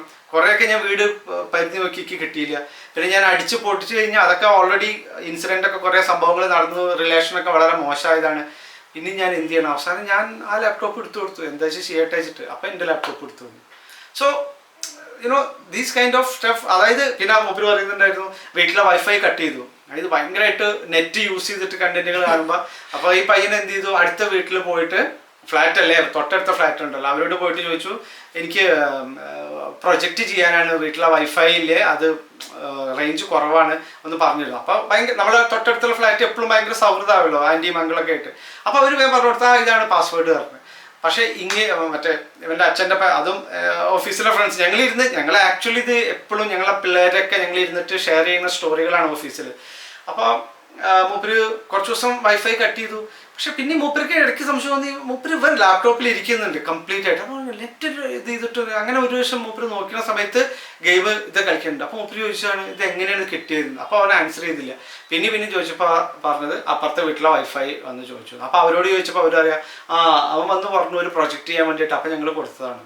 അതായത് നമ്മൾ സ്ട്രിക്റ്റ് ആയി കഴിഞ്ഞാൽ, ഇപ്പം നമ്മുടെ പാരൻസ് അത് ചെയ്യരുത് അല്ലെങ്കിൽ അവിടെ ഒരു കട്ട് വെച്ച് കഴിഞ്ഞാൽ, നമ്മുടെ ഒരു കാലത്തിൽ പണ്ടത്ത് പിന്നെ നമ്മൾ വേറൊരു സൊല്യൂഷൻ തേടി പോയിരുന്നില്ല. കാരണം നമുക്ക് അവിടെ ഒരു ഭയോ സ്നേഹമോ എന്തോ ആയിക്കോട്ടെ, എന്ത് വികാരം വെച്ചാലും വിളിക്കാം, നമുക്ക് അവിടെ ഒരു സ്റ്റോപ്പ് ഉണ്ട്, ഒരു റെഡ് സിഗ്നൽ ഉണ്ട്. അപ്പം നമ്മൾ ട്രൈ ചെയ്തിരുന്നില്ല ആ റെഡ് സിഗ്നൽ ക്രോസ് ചെയ്യാൻ എന്നാണ് ഭൂരിഭാഗം പേരും. കുറേ പേരൊക്കെ ചെയ്തിട്ടുണ്ടാവും എക്സെപ്ഷണൽ. പക്ഷെ ഇന്ന് ആ റെഡ് സിഗ്നൽ ക്രോസ് ചെയ്യാൻ കുട്ടികൾക്കൊന്നും ഒരു മടിയില്ല. അവരെ സംബന്ധിച്ചിടത്തോളം അത് റെഡ് സിഗ്നൽ അല്ല, അവരെ സംബന്ധിച്ചിടത്തോളം അവരുടെ ഫ്രീഡത്തിലുള്ള ഒരു കടന്നു കയറ്റാണ് നമ്മളത് ചെയ്യുന്നത്. അപ്പോൾ അവരെ സംബന്ധിച്ചിടത്തോളം അത് വേണ്ട എന്ന് പറയുന്നത് അവരുടെ ഫ്രീഡത്തിന് നമ്മൾ എന്താ പറയുക സ്റ്റോപ്പ് ചെയ്യുന്ന ഒരു സംഭവമാണ്. അപ്പോൾ അവർക്ക് അത് മറികടന്ന് പോകാൻ അവർക്കൊരു പേടിയോ സ്നേഹമില്ലായ്മ അങ്ങനെയൊന്നും അവർക്കൊരു ബാധകമാവില്ല. എന്തിനാണ് നിങ്ങൾ അങ്ങനെ ചെയ്യേണ്ട ആവശ്യം, എനിക്ക് വൈഫൈ വേണം, എനിക്കത് നോക്കണം എന്നുള്ള രീതിയിലാണ്. മനസ്സിലായി? അപ്പോൾ ഇതൊക്കെ ഒരു കോൺട്രിബ്യൂഷൻ ഫാക്ടറാണ് ആക്ച്വലി. മുന്നോട്ട് പോകുന്തോറും ഇനി ലോകം ചേഞ്ച് ചെയ്യുമ്പോൾ എങ്ങനെയൊക്കെ ആവണം എന്നുള്ളത് നമ്മളും പഠിക്കേണ്ടിയിരിക്കുന്നു. കുട്ടികളുടെ അടുത്ത തലമുറ പാരന്റിംഗ് എന്നുള്ളത് ഒരു ഭയങ്കര ഒരു പ്രശ്നമുള്ള ഒരു സംഭവമാണ്. ഇനിയുള്ള ജനറേഷൻ പണ്ടത്തെ പോലെ കുറെ അടിച്ച് ഒരു ഭാഗത്തിടുക, ആ ഒരു പേടിയോടുകൂടി വളരുക. പിന്നെ നമുക്ക് നമ്മുടെ പാരന്റ്സിനെ നോക്കുക, പാരന്റ്സിന് കുട്ടികളെ നോക്കുക. ഇത് തന്നെ റിപ്പീറ്റ് പരിപാടിയായിരുന്നു. പിന്നെ അത് മാത്രമല്ല സൊപ്പു, പണ്ട് അതും ഉണ്ട്. ഇപ്പൊ നമ്മുടെയൊക്കെ ഇതിലാണെങ്കിലും നമ്മളൊക്കെ ഇപ്പൊ അറ്റ്ലീസ്റ്റ് നമ്മുടെ ഹാപ്പിനെസ്, പണ്ടത്തെ ഇപ്പൊ നമ്മുടെ വീട്ടുകാരോടൊക്കെ ചോദിച്ചു കഴിഞ്ഞാൽ അവർക്കൊരു ഹാപ്പിനെസ് ഉണ്ടോ ചോദിച്ചാൽ അറിയില്ല. അവരുടെ ഹാപ്പിനെസ് പറയുന്നത് അവരുടെ വീട്ടുകാർക്ക് വേണ്ടി ജീവിക്കുക. അതായത് ഇപ്പോഴത്തെ കുട്ടികൾ അതല്ല, ഇപ്പൊ ഞാൻ എനിക്ക് വേണ്ടി ജീവിക്കട്ടെ, അതൊരു കണക്കിന് നല്ലതല്ലേ. അതായത് നമ്മൾ മരിക്കാറാകുമ്പോഴും ആലോചിച്ച് നമുക്ക് പ്രത്യേകിച്ച് ഒന്നും നമ്മുടെ ലൈഫിൽ ഹാപ്പിനെസ് ഉണ്ടായിട്ടില്ലെങ്കിൽ ആ ഒരു ലൈഫ് കൊണ്ട് എന്താണ് അർത്ഥം എന്നുള്ളതാണ് ഇപ്പോഴത്തെ കുട്ടികൾ ആലോചിക്കുന്നത്. അത് മോശമാണെന്ന് ഞാൻ ഒരിക്കലും പറയില്ല. നമുക്ക് നമ്മുടെ ഹാപ്പിനെസ്സും, നമ്മളൊരു ഇൻഡിവിജ്വൽ ആണ്. ഇപ്പൊ ഞങ്ങൾക്ക് വേണ്ടിയിട്ട് നമ്മൾ മിത്തുക്കുട്ടീനെ ഉണ്ടാക്കി എന്ന് വിചാരിച്ചിട്ട് മിത്തുക്കുട്ടീനെ അവൾക്ക് നമ്മളൊരു ബേർഡൻ ആവാൻ പാടില്ല അല്ലെ. നമ്മൾ വിചാരിക്കുന്ന പോലെ കളിപ്പിക്കാനാണെങ്കിൽ ഒരു പട്ടി വാങ്ങിയാൽ മതിയായിരുന്നു. അത് നമുക്ക് ആലോചിക്കാമല്ലോ. അതൊരു ഇൻഡിവിജ്വൽ ആണ്, അവർക്ക് ഇഷ്ടങ്ങളും ഇതൊക്കെ ഉണ്ട്, അവർക്ക് ഹാപ്പിനെസ് ഉണ്ട്, അവർക്ക് അവരുടെ ലൈഫിൽ ഫ്രീഡം ഉണ്ട് എന്ന് നമ്മൾ ആലോചിക്കുന്നില്ല. നമ്മുടെ ജനറേഷൻ വരെ എന്തായിരുന്നു ട്രോമയായിരുന്നു നമ്മൾ അനുഭവിച്ചിരുന്നത് എന്നാണ് എനിക്ക് തോന്നിയിട്ടുള്ളത് കേട്ടോ. അതുകൊണ്ടാണ് ഇപ്പോഴും ആൾക്കാർ പറയണത് അങ്ങനെയാണ് വേണ്ടത് അല്ലെ, ഒരു ഇൻഡിവിജ്വൽ ആണ് എന്നുള്ള രീതിയിലാണ്. ഇപ്പൊ എനിക്ക് തോന്നിയിട്ടുള്ള എന്താ പറയുക, ഇപ്പൊ ആൾക്കാർ പറയണ പോലെ തന്നെ, അതായത് കുട്ടികളെ വേണ്ട എന്ന് തീരുമാനിക്കുന്നവരോട് നമ്മൾ ഒരിക്കലും നിർബന്ധിക്കരുത്. കുട്ടികൾ വേണം, കുട്ടികളാണ് ഹാപ്പിനെസ് എന്ന് നമ്മൾ പറയരുത്. കാരണം പാരന്റിങ് എന്ന് പറയുന്നത് ഒരു ഭയങ്കര ഒരു വലിയ സംഭവമാണ്, ഒരു റെസ്പോൺസിബിലിറ്റിയാണ്. അതായത് ഭാവിയിൽ സമൂഹത്തിന് ഒരു ദ്രോഹം ചെയ്യുന്ന ആൾ ഉണ്ടാവുന്നതിനേക്കാൾ ഭേദം അങ്ങനെ ഒരാള് ജനിക്കാതിരിക്കുകയാണ് ഭൂമിയിൽ. കാരണം അത് നമുക്ക് അത് നമ്മുടെ കഴിവുകൾ തന്നെയാണെന്ന് വേണമെങ്കിൽ പറയാം. കാരണം നമ്മൾ കുറെ കുട്ടികളെ ഉണ്ടാക്കുന്നു, ഒരാള് മൂത്താളെ രണ്ടാമത്താളെ നോക്കും, രണ്ടാമത്താളെ മൂന്നാമത്തെ നോക്കും, അവര് തമ്മിൽ നോക്കിക്കോളും എന്നൊക്കെ പറയണ കാലം കഴിഞ്ഞു. എല്ലാ കുട്ടികളെയും നോക്കേണ്ട കടമ നമ്മുടെയാണ്. നമ്മൾ ഓരോ കുട്ടികൾ എങ്ങനെയാണ് എന്താണെന്ന് അറിഞ്ഞ അതൊക്കെ ഇപ്പൊ സൈക്കോളജിസ്റ്റുകളൊക്കെ പറയേണ്ട ഓരോ കുട്ടിയും ഇൻഡിവിജ്വൽ ആണ്. 3 കുട്ടികൾ ഒരു വീട്ടിലുണ്ടെങ്കിൽ 3 കുട്ടികളും 3 സ്വഭാവമാവും. അത് മൂത്ത കുട്ടിയല്ല രണ്ടാമത്തെ കുട്ടീനെ നോക്കണ്ട. ഓരോ കുട്ടി എങ്ങനെയാണെന്ന് അറിഞ്ഞ് അതിനനുസരിച്ച് പെരുമാറണത്ര പാരൻസ്.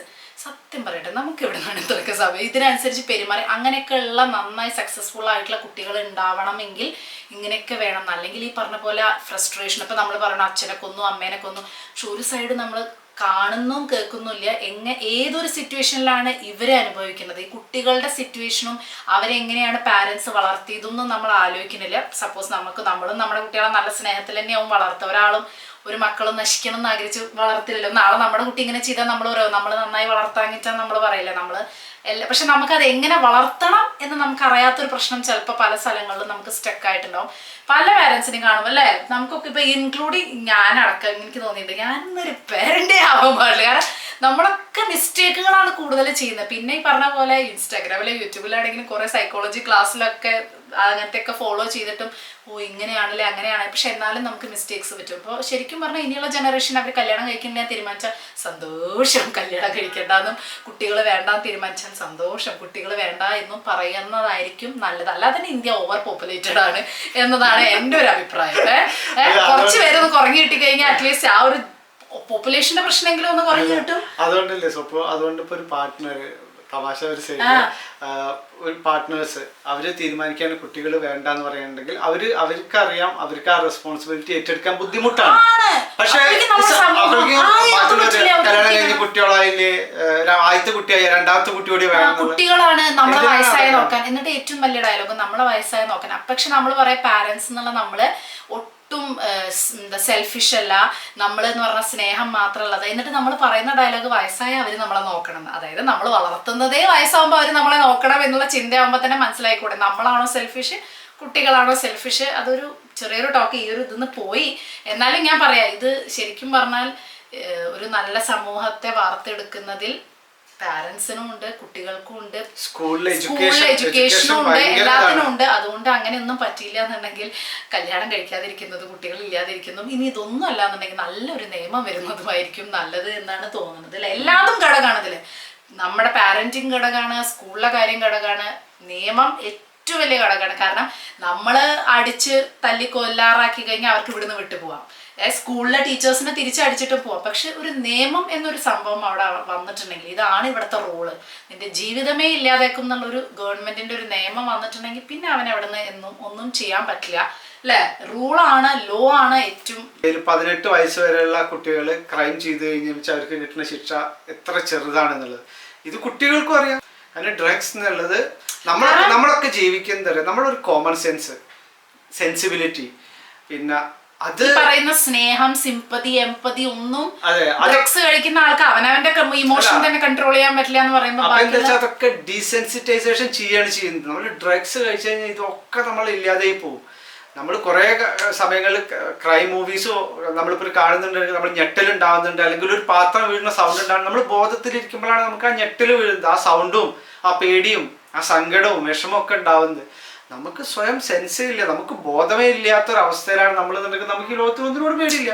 പിന്നെ നമുക്ക് എല്ലാം കുട്ടികളെ പറഞ്ഞ് മനസ്സിലാക്കി കൊടുക്കാനൊന്നും പറയാൻ പറ്റില്ല. കാരണം എല്ലാ കുട്ടികളും വേണച്ച് ഡ്രഗ്സ് കഴിക്കുന്നവരല്ല. ചിലവരെ പറ്റി, അതായത് ഇപ്പൊ ഈ സാധനത്തിന് ഒരു പ്രാവശ്യം കഴിച്ചാൽ പിന്നെ കഴിക്കാനുള്ള ഒരു ഈ ടെൻഡൻസി വരും എന്നാണ് പറയണത്. അപ്പൊ നമ്മൾ ഈ ഒരു കഞ്ചാവ് പോലുള്ള സാധനങ്ങളൊക്കെ നമ്മൾ അറിയാതെ പല, ഞാൻ പറയില്ലേ, ചോക്ലേറ്റിന്റെ രൂപത്തിലൊക്കെ ഉണ്ട് ഇത്ര. അപ്പൊ നമ്മുടെ ഫ്രണ്ട്സ് ഒക്കെ പറ്റിച്ചുകൂടെ നമ്മളെ. അതല്ല, ഇപ്പൊ നമുക്ക് അങ്ങനെ കുട്ടികളെ ഇപ്പൊ ഇത് ഫുള്ള് ചെയ്ത് ഇങ്ങനെയൊക്കെ പ്രശ്നമുള്ള കുട്ടികളെ നമ്മൾക്ക് എല്ലാവർക്കും കുറ്റം പറയാൻ പറ്റില്ല. കാരണം ചില കുട്ടികളെ പറ്റിച്ച് അങ്ങനെ കൊടുത്ത് പിന്നെ അവർക്ക് അതിന്ന് വരണം എന്നുണ്ട്, പക്ഷെ വരാൻ പറ്റാത്തൊരവസ്ഥ എന്ന് പറയുമ്പോൾ അവരുടെ ഒരു അവസ്ഥയും കൂടെ നമ്മൾ ആലോചിക്കണം. അപ്പൊ ഇതിന് ഒരു കാര്യം മാത്രമേ നമുക്ക് ചെയ്യാൻ പറ്റുള്ളൂ, ഇതൊന്നും ഇവിടെ അനുവദിക്കാൻ പാടില്ല എന്നുള്ളതല്ലാതെ ഇതിനൊരു ഓപ്ഷനല്ല. എത്ര നമ്മുടെ കുട്ടികളെ നമ്മളെ പറയുന്ന പോലെ നീ ഇത് കഴിച്ചു നോക്കി, ഒരു സാധാ മിഠായി ആണെന്ന് പറഞ്ഞാൽ 2 ദിവസം കൊടുത്താൽ 3ാമത്തെ ദിവസം ആ കുട്ടിക്ക് ഇത് കഴിക്കണം തോന്നും. അത് ആ കുട്ടിയുടെ തെറ്റല്ലല്ലോ, കൂടെ നിന്നവർ ചതിച്ചതാണ്. അങ്ങനെ നമുക്ക് എത്ര, ഞാൻ രമേശനോട് പറയുന്ന പോലെ കുട്ടിയൊക്കെ ഒന്ന് വലുതായി 10-25 വയസ്സാണ് വരെ ദുബായിൽ പോയി ജീവിക്കാം എന്ന് ഞാൻ ഇടയ്ക്ക് തമാശയ്ക്ക് പറയും. വേറെ ഒന്നുമല്ല, മിഡിൽ ഈസ്റ്റിൽ പോയിട്ട് പോയിട്ട് എന്തുകൊണ്ട് അങ്ങനെ ഒരു നോർമൽ ആയിട്ടുള്ള നമ്മളെ പോലുള്ള ആളുകൾ.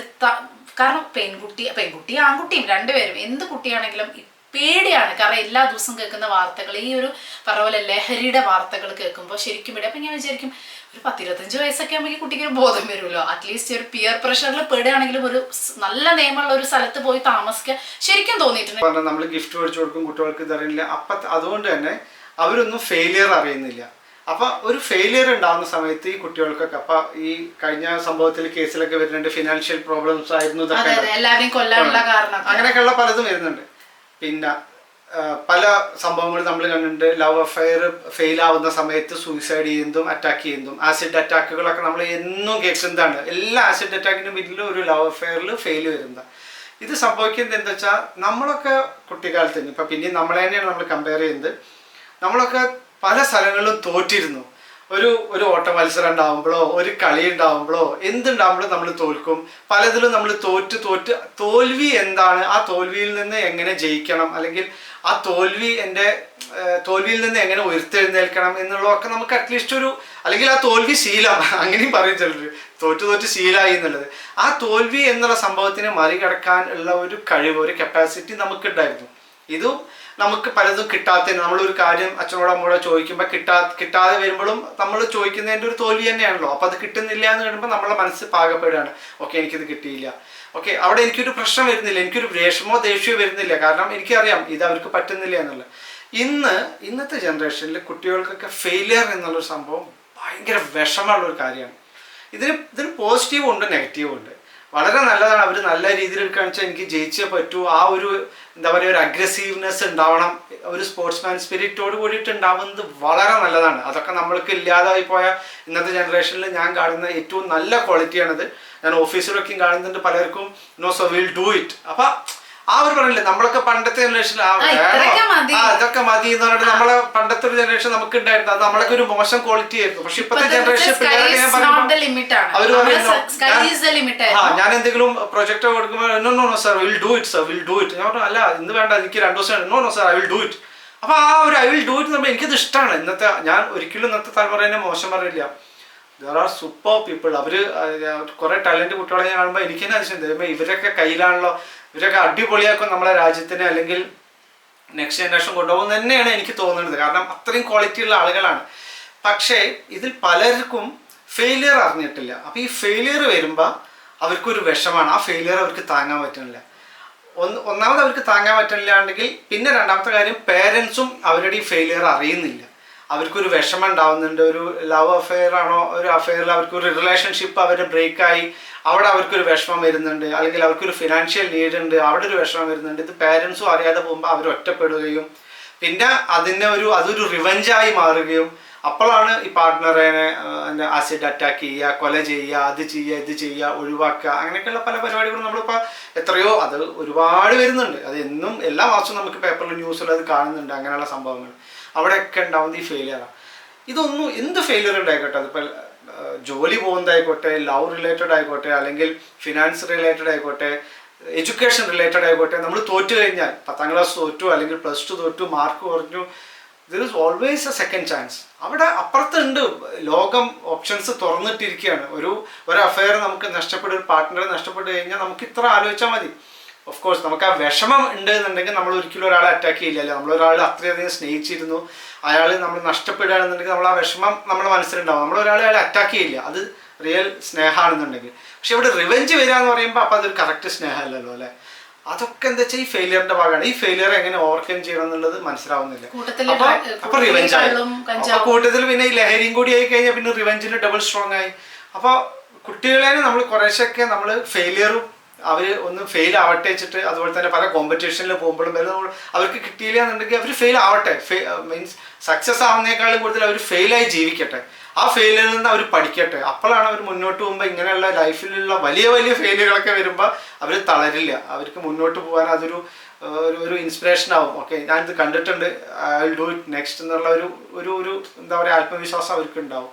അതും ഒരു വലിയ ഘടകമാണ് കേട്ടോ. ഞാനത് ഇപ്പോഴത്തെ പിള്ളേരെ കാണുമ്പോൾ അവരെ അഗ്രസീവ്നെസ് കാണുമ്പോൾ അതേപോലെ നമുക്ക് പേടി തോന്നുന്നുണ്ട്. ഇതേ അഗ്രസീവ്നെസ്സിൽ അവർ ഫെയിലായി കഴിഞ്ഞാൽ, കാരണം അത്രയും അഗ്രസീവ്നെസ്സിൽ അവർ പലതും ചെയ്യുന്നത്. അപ്പോൾ അതേപോലെ തന്നെ അവർ ഫെയിലായി കഴിഞ്ഞെന്ന് വെച്ചാൽ ഓപ്പോസിറ്റ് അടിക്കില്ലേ ഈ സംഭവങ്ങളൊക്കെ. അതും വളരെ ഇമ്പോർട്ടൻറ്റ് ഘടകമാണ്. സോ ലോട്ട് ഓഫ് ചേഞ്ചസ് അല്ലേ, ലോകം മുന്നോട്ട് പോകുന്നതോറും ഇനി ഇവരുടെയൊക്കെ പിള്ളേര് വരുന്നത് അത് എന്താകുമോ എന്തോ അല്ലേ. ഇവരുടെയൊക്കെ പിള്ളേർ എന്നുള്ളത് കുറച്ച് കുറയും. കാരണം ഇപ്പൊ അധികം ലിവിങ് റിലേഷൻഷിപ്പും കുട്ടികൾ വേണ്ടാത്തവരായതുകൊണ്ട് അത് കുറച്ച് നല്ലതാണെന്ന് എനിക്ക് തോന്നുന്നുണ്ട്. അല്ല, വെറുതെ ഒരു വൃത്തിയായിട്ട സമൂഹം വാർത്തെടുക്കണേക്കാളും നല്ലതല്ലേ ഒരു സമൂഹം കുറച്ച് ഇല്ലാതെ ഇരിക്കുന്നതാണ് നല്ലതെന്ന് എപ്പോഴും എനിക്ക് തോന്നും. So in short it's not only film makers അല്ലേ, ഫിലിം മേക്കേഴ്സിന് മാത്രമല്ല പാരന്റ്സ്, സമൂഹം, ടീച്ചേഴ്സ്, സ്കൂൾ, നിയമമാണ് ഏറ്റവും വലുത്. അതിലപ്പുറത്തൊന്നുമില്ല. അത് അവിടെ ഭയങ്കര സ്ട്രോങ്. നിയമം സ്ട്രോങ് ആണെങ്കിൽ ഈ പറയുന്ന എല്ലാവരും സ്ട്രോങ് ആവും. കാരണം നമുക്ക് വേറെ ഓപ്ഷൻ ഇല്ലല്ലോ. നമ്മുടെ കൺമുന്നിൽ ലഹരി കഴിച്ച ഒരാള് കുറച്ചു കാലം ആ പ്രദേശത്തെ അയാൾക്ക് കിട്ടുന്ന ശിക്ഷ അത്രയും സ്ട്രോങ് ആണെന്ന് കണ്ടു കഴിഞ്ഞാൽ ആ പ്രദേശത്തുള്ള ലഹരി കഴിച്ചു അവന്റെ തലയില്ലെങ്കിൽ നാളെ വേറെ ഒരുത്തൻ ഇത്ര കാര്യത്തിൽ അത് ചെയ്യില്ല. അത് ഒറ്റയടിക്ക് നമുക്ക് കൊണ്ടുവരാൻ പറ്റില്ല. പക്ഷെ നമുക്ക് മാറി കൊണ്ടുവരാതെ, അത് മാത്രമല്ല ലഹരി ഉപയോഗിച്ചു എന്നല്ല, ലഹരിയെ പ്രൊവൈഡ് ചെയ്യാത്ത ഒരു അവസ്ഥയിലേക്ക്, അതായത് ലഹരി എന്ന് പറയുന്നത് എന്തും ഏതും നമുക്ക് നമ്മുടെ രാജ്യത്ത് ആക്കാം എന്നുള്ള ഒരു ഇതിലേക്ക് എത്തി തുടങ്ങി. അപ്പോൾ പണ്ടും അങ്ങനെയൊക്കെ തന്നെ ആയിരുന്നു എന്നുണ്ടെങ്കിലും ഇപ്പൊ കുറച്ചും കൂടെ ഈസിയാണ് ഈ മീഡിയം അല്ലെ, ഈ സംഭവങ്ങൾ കുറച്ച് ആക്സസ് ചെയ്യാൻ കുറച്ചും കൂടെ ഈസിയാണ്. പണ്ടിപ്പോൾ രമേശേട്ടൻ പറഞ്ഞല്ലോ, പണ്ടും ഈ സംഭവങ്ങളൊക്കെ ഉണ്ടായിട്ടുണ്ടാവും. ഇപ്പൊ ഈ കൊലപാതകമാണെങ്കിലും ഒക്കെ പണ്ടും, അല്ലാതെ ഇപ്പൊ പെട്ടെന്ന് ഉണ്ടായതൊന്നുമല്ല, ഇത് പണ്ട് മുതലേ ഉണ്ടല്ലോ എല്ലാ കാര്യങ്ങളും. പക്ഷെ പണ്ട് അറിയാൻ കുറച്ച് കുറവായിരുന്നു. ഇപ്പൊ അതെന്താ വെച്ചാൽ എല്ലാവരും ഏറ്റെടുക്കുന്ന കാരണം കൂടുതൽ നമ്മൾ അറിയുന്നു എന്നുള്ള വ്യത്യാസമില്ല. അല്ലാതെ പണ്ട് എല്ലാവരും അടിപൊളിയായിരുന്നു നല്ലതായിരുന്നു എന്നൊന്നും പറയാൻ പറ്റില്ല. പണ്ടും ഇതുപോലെയൊക്കെ തന്നെ ഉണ്ടായിരുന്നു, ചവിട്ടും വയലൻസും ഒക്കെ ഉണ്ടായിരുന്നു. ഇപ്പൊ അറ്റ്ലീസ്റ്റ് പ്രതികരിക്കാനുള്ള ഒരു സാഹചര്യങ്ങളുണ്ട്. പണ്ട് അതും ഉണ്ടായിരുന്നില്ല. ഇപ്പൊ നമ്മൾ പ്രതികരിക്കാനുള്ള ഒരു പവറും കാര്യങ്ങളൊക്കെ നമുക്ക് ലേഡീസിനാണെങ്കിലും ഒക്കെ ഉണ്ട്. പണ്ട് അതും ഉണ്ടായിരുന്നില്ല. അപ്പൊ ഇപ്പത്തെ കാര്യങ്ങളും നല്ലതാണ്. പക്ഷെ എങ്ങനെയുണ്ടാവും പണ്ട് ഉണ്ടായ സംഭവങ്ങളൊന്നും പലതും ന്യൂസോ മീഡിയ ഒന്നും പുറത്ത് വന്നിട്ടില്ല. ഇപ്പൊ അതൊക്കെ പുറത്തേക്ക് വരുന്നു, അത്രേ ഉള്ളൂ. പണ്ട് ഒന്നും ഉണ്ടായിരുന്നില്ല എന്ന് പറയാൻ. പക്ഷെ എന്താ വെച്ചാൽ ഇങ്ങനെയുള്ള സംഭവങ്ങൾക്കൊക്കെ ഇപ്പൊ ആക്സസ് വളരെ കൂടുതലാണ്. ഒരു ഡ്രഗ്സ് കിട്ടാനോ അല്ലെങ്കിൽ നെറ്റ്വർക്ക് ആക്സസ് കുട്ടികളുടെ ഇതിൽ കുറച്ച് കൂടുതലാണ്. അതായത് പണ്ട് ഇങ്ങനെ ഒരു കുട്ടികളുടെ ഒരു വയലൻസ് ഉണ്ടായിരുന്നില്ല എന്നുള്ളത് സത്യമാണ്. ഇപ്പോഴാണ് ഇത്രയും കുട്ടികളുടെ വയലൻസ്. കാരണം പണ്ട് അധികം ഒന്നും ഇല്ലല്ലോ, ഒരു പ്രായം കഴിയുമ്പോഴേക്കും ജോലി പ്രാരാബ്ദം ഇങ്ങനെ ഒരു ലൈഫിലല്ല. ഇപ്പൊ അങ്ങനെയല്ല. ഇപ്പൊ എക്സ്പോഷർ കൂടുതലായത് കൊണ്ടാണോ എന്താണ് സംഭവം എന്ന് അറിയില്ല. ഈ പറഞ്ഞ പോലെ പാരന്റ്സ് ഒന്നും അറിയിക്കാതെ മക്കളെ വളർത്തുന്നത് കൊണ്ടാണോ കുട്ടികൾക്ക് അത് പിന്നെ എന്താ എൻ്റെ അച്ഛൻ അത് തന്നാ ഇത് തന്നാന്ന് പറയുമ്പോഴേക്കും ദേഷ്യം വരുന്നു, ലഹരി ഇതാക്കുന്നു, അങ്ങനെ ചെയ്യുന്നു. ലഹരിയാണ് മെയിൻ ആയിട്ടുള്ളത്. ഇപ്പൊ പിന്നെ ഇഷ്ടംപോലെ സുലഭമായിട്ട് കിട്ടാനുണ്ട്. പിന്നെ പാരന്റ്സ് ആണെങ്കിലും ഈ പറഞ്ഞ പോലെ പാരന്റ്സിന് മൊബൈൽ നോക്കാനും കുറച്ച് വർക്ക് ചെയ്യുന്നവരായിരിക്കും. പണ്ട് ഒരാള് വർക്ക് ചെയ്യാത്ത ആളായിരിക്കും അല്ലെ. വീട്ടിലാണെങ്കിൽ അമ്മമ്മ മുത്തശ്ശൻ കുറെ സംഭവങ്ങളൊക്കെ ഉണ്ടായിരിക്കും. ഇപ്പൊ അങ്ങനെയൊന്നുമല്ല. രണ്ട് വീട്ടില് ഈ പറഞ്ഞ പോലെ കുട്ടി ഒറ്റയ്ക്കായിരിക്കും, രണ്ടുപേരും രണ്ട് വഴിക്കായിരിക്കും. അപ്പൊ കുട്ടീനെ ശ്രദ്ധിക്കാനുള്ള ഒരു കുറവ് അതും ഒരു ഘടകം തന്നെയാണ്. പിന്നെ കുട്ടികൾക്ക് മൊബൈലും ടാബും സംഭവങ്ങളും ഒക്കെ ആക്സസ് ആണ്. കൊടുക്കാതിരിക്കാൻ പറ്റുമോ? ഇല്ല. കാരണം ഇവരുടെ സ്കൂളിൽ വരുന്ന എല്ലാ സംഭവങ്ങളും ഈ പറഞ്ഞ പോലെ ഒരു മൊബൈലോ ടാബോ ഇല്ലാതെ A to Z കാര്യങ്ങൾ. ഒരു ഡയറി നോട്ട് ഇല്ല. ഞാൻ മിഥുനടുത്ത് ഞാൻ എപ്പോഴും പറയുന്നു, ഒരു ഡയറി നോട്ട് ഇല്ല എന്ന് പറയുമ്പോൾ എനിക്ക് എന്തൊക്കെ പറയില്ല, ഡയറിയിൽ വായിക്കുമ്പോൾ അങ്ങനെ പറയാൻ പാടില്ല എന്നാണ്. പക്ഷെ ഒന്നുമില്ല, എല്ലാം സ്കൂളിലെ ഇതില് സംഭവം ഈസി ആയിരിക്കും. പക്ഷെ ഈ പറഞ്ഞ പോലെ അവർക്ക് നെറ്റ് യൂസ് ചെയ്യണം, അവരോട് യൂസ് ചെയ്യരുതെന്ന് പറയാൻ പറ്റില്ല. മൊത്തം ഡിജിറ്റൽ വേൾഡാണ്. ഡയറി ആയിട്ടോ ഒന്നും എഴുതി കൊടുക്കുന്നത് ഒരു സംഭവമില്ല. എല്ലാം ഡിജിറ്റൽ സംഭവങ്ങൾ. അപ്പോൾ അവർക്ക് ടാബ് യൂസ് ചെയ്താൽ പറ്റും. അവർ മണിക്കൂറുകളോളം ടാബ് യൂസ് ചെയ്യും. സാമ്പിൾ പേപ്പേഴ്സ്, ഇപ്പോൾ റിവിഷൻ വർക്ക്ഷീറ്റ്, സാമ്പിൾ പേപ്പേഴ്സ് എല്ലാം മൊബൈലിലാണ്. ഒന്നും നോക്കണ്ടെന്ന് പറയാൻ പറ്റുമോ? അപ്പോൾ പറയാം അമ്മ ഞാൻ പഠിക്കുന്നില്ല, സാമ്പിൾ പേപ്പർ നോക്കണ്ടേ നോക്കണ്ട, നാളെ മാർക്ക് കുറഞ്ഞ എന്നോടൊന്നും പറയരുത്. അപ്പോൾ പറയും നീ നോക്കിക്കോ, നീ എത്ര നേരം വേണമെങ്കിലും നോക്കിക്കോ എന്ന് നമ്മൾ പറയാം. അപ്പോൾ 1 മണിക്കൂർ 2 മണിക്ൂർ ഇരിക്കുമ്പോൾ നമുക്കറിയില്ല കുട്ടികൾ ഇതാണ്. നമുക്ക് ഇടയ്ക്കിടയ്ക്ക് പോയി നോക്കാം. പക്ഷെ എത്ര നേരം നമ്മൾ 24 മണിക്കൂർ നമുക്ക് നമ്മുടേതായ പണിയൊക്കെ ഉണ്ട്. മൊത്തം. അപ്പൊ ഇനി അങ്ങോട്ട് എഐയും അതിന്റെ കാര്യങ്ങളൊക്കെ വരുമ്പോ അതൊക്കെ ഡിഫറെന്റ് സംഭവങ്ങളിലേക്ക് പോവുകയാണ് ലോകം. സോ എല്ലാവരും ശ്രമിക്കുക. അത് എത്ര പറയുള്ളൂ, പാരന്റ്സ് ആയാലും ടീച്ചേഴ്സ് ആയാലും എല്ലാവരും കൂടിയിട്ടുള്ള ശ്രമം. അറ്റ്ലീസ്റ്റ് മുതിർന്ന ആളുകളെ അത് അങ്ങനെ പോയി അവരിനിപ്പോ എന്താ പറയാ അവയർനെസ്സോ അല്ലെങ്കിൽ അവരെ പഠിപ്പിക്കണം. കുട്ടികളെ നമുക്ക് അടുത്തൊരു ജനറേഷനിലെ കുട്ടികളെ ഈ വയലൻസും അക്രമങ്ങളും ഒക്കെ പ്രോത്സാഹിപ്പിക്കാതെ അവരെ നമ്മൾ പറഞ്ഞ് മനസ്സിലാക്കിയിട്ടും ആ എംപതി എന്നുള്ളൊരു സംഭവം അവരിലേക്ക് തിരിച്ചു കൊണ്ടുവരാനും കുട്ടികളെ ഇതിനേക്കാളൊക്കെ മെയിൻ നമുക്ക് ലഹരിക്ക് അടിമപ്പെടാതെ ഇരിക്കുക എന്നുള്ള. കാരണം ഇതൊക്കെ ഇത് ചെയ്ത് കഴിഞ്ഞാൽ ഈ പറഞ്ഞ പോലെ എന്ത് എംപതി, എന്ത് സിമ്പതി, എന്ത് അവനവന്റെ കൺട്രോള് അവനവന്റെ കയ്യിലില്ലാത്തൊരവസ്ഥയില് നമുക്കൊന്നും പറയാൻ പറ്റില്ല. നല്ലൊരു നിയമം വരട്ടെ എന്ന് മാത്രമേ നമുക്ക് ഈ ഒരു കാര്യത്തിൽ നമുക്ക് പ്രാർത്ഥിക്കാം എന്ന് മാത്രം. നിയമങ്ങളൊക്കെ ഇവിടെ ഉണ്ട്. നിയമങ്ങൾ മോശമായിട്ടൊന്നല്ല ഇന്ത്യയിലുള്ളത്. ഇന്ത്യയിലെ നിയമങ്ങളൊക്കെ നല്ല അടിപൊളിയായിട്ട് നമുക്ക് നിയമങ്ങളൊക്കെ ഉണ്ട്.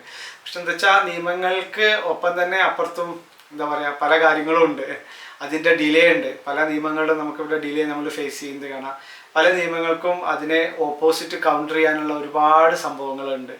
ഓക്കെ, അതൊക്കെ ഒരു ഭയങ്കര സംഭവമാണ്. അപ്പം ഇതിനൊക്കെ അടുത്തൊരു ജനറേഷനെ ഫോക്കസ് ചെയ്തിട്ട് എന്തെങ്കിലും കാര്യമായിട്ട് നിയമ സംവിധാനങ്ങളിൽ ഒരു മാറ്റങ്ങൾ വരണം. പിന്നെ ഈ കുട്ടികളിലേക്ക് എത്തുന്നത് ഇതൊക്കെ ഏജന്റ് ത്രൂ നെറ്റ്വർക്കിംഗ് ത്രൂ അതൊക്കെയാണ് ഇത് എത്തുന്നത്.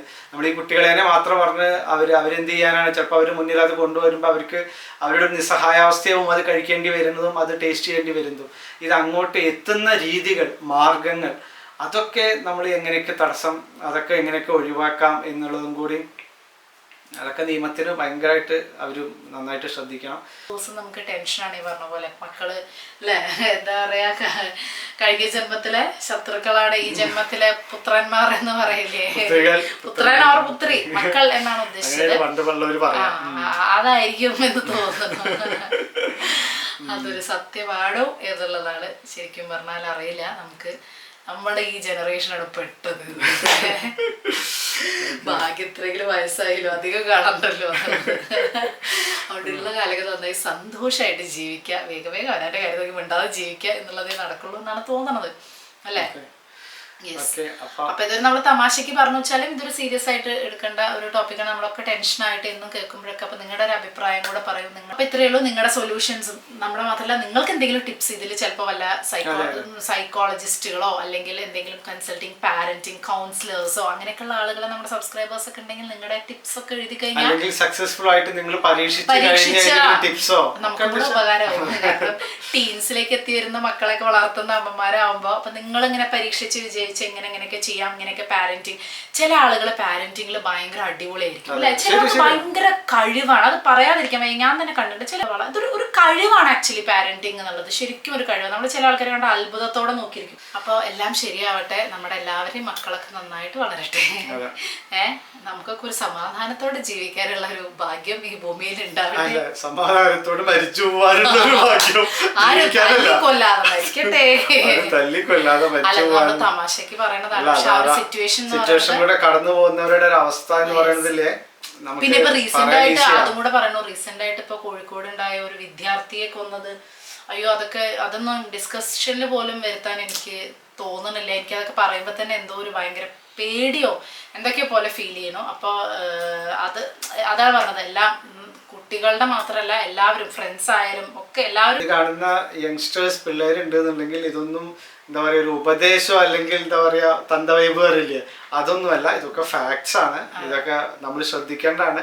നമ്മൾക്ക് നമ്മുടെ ജീവിതത്തിൽ നമ്മളെ കരിയർ മുന്നോട്ട് കൊണ്ടുപോകുക, നല്ല സക്സസ്ഫുൾ ആവുക എന്നതാണ് ഏറ്റവും ഇമ്പോർട്ടൻ്റ് ആയിട്ടുള്ളത്.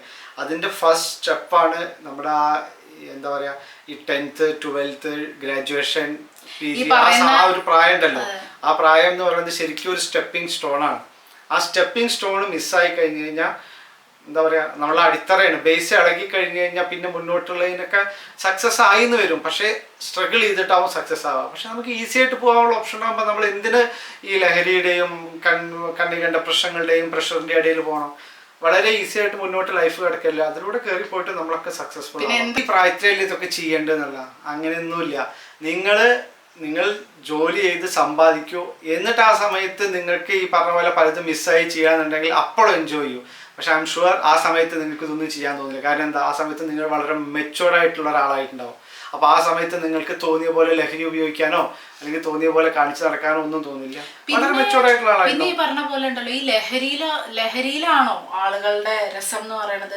ഫിറ്റ്നസ്സിലൂടെ ലഹരി കണ്ടെത്താം, യാത്ര ചെയ്ത് ലഹരി കണ്ടെത്താം, ജോലി ചെയ്ത് ലഹരി കണ്ടെത്താം, ഇഷ്ടമുള്ള കാര്യങ്ങൾ ചെയ്ത്. അല്ലാതെ ഈ വെറും നമ്മുടെ പാഷൻ, ഇത് മാത്രമല്ല നമ്മുടെ ലഹരി. നമ്മളൊക്കെ ഒരു ഹോബി ഉണ്ടാവില്ല, ആ ഹോബീനെ ലഹരിയാക്കുക.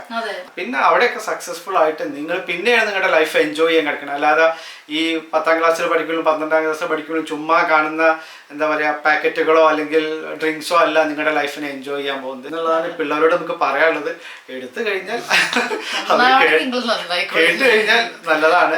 അതെ, ഉപദേശിക്കുകയല്ല. കാരണം ആ ഒരു ഏജ് നമ്മൾ കടന്നു വന്നതല്ലേ, ടഫാണ്. ആ സമയത്തുള്ള ഉപദേശങ്ങളൊക്കെ നമുക്ക് ഭയങ്കര വിഷമവും ദേഷ്യവും തോന്നുന്ന സംഭവങ്ങളാണ്. ഒരാൾ സംസാരിച്ചു കഴിഞ്ഞാൽ നമുക്ക് ഇറിറ്റേറ്റഡ് ആവും. ഇത്തു ഇടയ്ക്ക് പറയണ പോലെ അമ്മയ്ക്കൊക്കെ എന്തോ സുഖലേ. ഞാൻ പറഞ്ഞു ഈ ഡയലോഗ് നീ പറയല്ലേ, ഇത് ഞാൻ എൻ്റെ അമ്മോട് പറഞ്ഞതേ ഡയലോഗാണ്, അതുകൊണ്ട് നീ ഇത് എൻ്റെ അടുത്ത് അടിക്കല്ലേ. ഞങ്ങൾക്ക് എത്ര പഠിക്കാണ്ട് എപ്പോഴും ഞാനൊക്കെ എൻ്റെ അമ്മയുടെ അടുത്ത് എപ്പോഴും പറഞ്ഞു അമ്മയ്ക്ക് എന്ത് സുഖലേ, ഞങ്ങൾക്കല്ലേ പഠിക്കേണ്ടത്. സെയിം ഡയലോഗ് മിത്തൻ്റെ അടുത്ത് പറയാം. അപ്പം ഞാൻ പറഞ്ഞു നീ വെറുതെ ഡയലോഗ് പറയല്ലേ. ഇപ്പൊ എൻ്റെ അമ്മ അന്ന് പറഞ്ഞിരുന്നു, അത് നിനക്ക് എൻ്റെ പ്രായത്തുമ്പോൾ മനസ്സിലാവും. ഞാനും അവളോട് അതേ ഡയലോഗ് തന്നെയാണ് പറയുന്നത്. പക്ഷെ അവൾക്ക് ഇപ്പം മനസ്സിലാവില്ല, അതാണ് സത്യം. അത് മനസ്സിലാവില്ല. അത് നമ്മളെന്താ പറയാ, അറിയാത്ത പിള്ള ചൊറിയും പറയുന്ന പറഞ്ഞ പോലെ അതൊക്കെ നമ്മൾ കണ്ടുകൊണ്ട് അനുഭവിച്ചേ പോവുള്ളൂ എന്ന് പറഞ്ഞ പോലെ ഞാൻ പറഞ്ഞു നിനക്കുള്ള ടൈം ഉണ്ട്, ഇതിൻ്റെ ടൈം വരും, നീ വെയിറ്റ് ചെയ്ത് പറഞ്ഞ തമാശക്ക് അല്ലെങ്കിൽ പറയും. അപ്പോൾ എന്താ പറയാ, ഇന്നത്തെ ടോപ്പിക്ക് ഇതാണ്. അപ്പം നിങ്ങൾക്ക് എന്താണ് അഭിപ്രായം? നമ്മൾ തമാശ രീതിയിലൂടെ പറഞ്ഞതാണ്. ശരിക്കും പറഞ്ഞാൽ ഭയങ്കര സീരിയസ് ആയിട്ട് നമ്മൾ ഒരുപാട് ദിവസം ഫ്രസ്ട്രേഷനായിട്ടും ദേഷ്യപ്പെട്ടിട്ടും ഒക്കെ സംസാരിച്ചൊരു ടോപ്പിക്കാണ്. ഇവിടെ പറയുമ്പോൾ ഒരു സമാധാനത്തോടു കൂടി പറഞ്ഞു എന്ന് മാത്രം. തൽക്കാലം നമ്മൾ ഇന്നത്തെ വീഡിയോ ഇവിടെ നിർത്തുകയാണ് അല്ലേ. Thank you. ബൈ.